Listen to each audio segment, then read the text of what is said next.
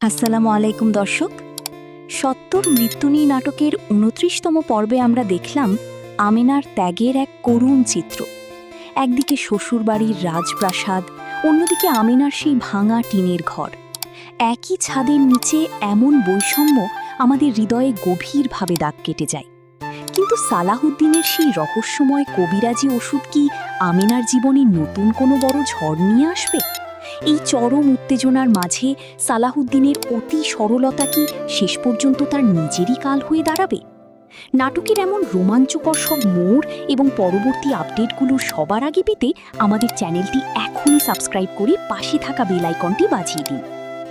গল্পের পরবর্তী অংশে আমরা দেখতে পাবো এক চরম নাটকীয়তা।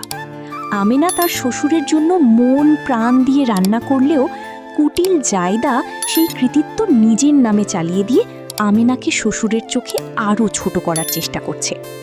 কিন্তু সত্য কি চিরকাল জায়দার মিথ্যার আড়ালে ঢাকা থাকবে? তৈয়বের বিয়েরই খুশির আমেজে আমেনা কি তার যোগ্য সম্মান ফিরে পাবে, নাকি ষড়যন্ত্রের জালে তাকে আরও দূরে সরিয়ে দেওয়া হবে? আমিনার বাবার দেওয়া সেই ৫ লাখ টাকা নিয়ে সালাহউদ্দিনের নতুন পরিকল্পনাই বা কী হতে যাচ্ছে? জীবনযুদ্ধের এই কঠিন মোড়গুলো জানতে ভিডিওতে লাইক দিন এবং আমাদের সাথে থাকতে এখনই সাবস্ক্রাইব করতে ভুলবেন না। আগামী পর্বের সবচেয়ে বড় চমক হতে যাচ্ছে সালাহউদ্দিনের রহস্যময় অন্তর্ধান।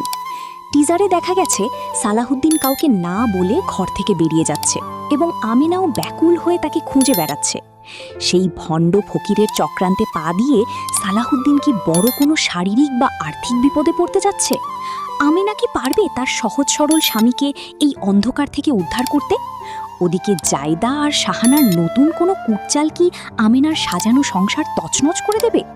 প্রতিটি মুহূর্তের টান টান উত্তেজনা আর রহস্য নিয়ে আসছে সামনের পর্বটি, যা দর্শকদের মনে অসংখ্য প্রশ্নের জন্ম দিচ্ছে। দর্শক, এই সব রহস্যের জট খুলবে আগামী 18ই এপ্রিল দুপুর ৩টায়, যখন নতুন পর্বটি ইউটিউবে আপলোড করা হবে। আমেনার ধৈর্য আর সালাহউদ্দিনের ভাগ্যে কি আছে তা জানতে চোখ রাখুন ঈগল ড্রামা ইউটিউব চ্যানেলে।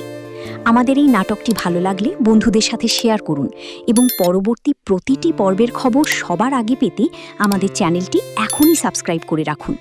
সত্যের জয় হবেই, আর মিথ্যার বিনাশ অনিবার্য। এই সত্যটি দেখতে আমাদের সাথেই থাকুন।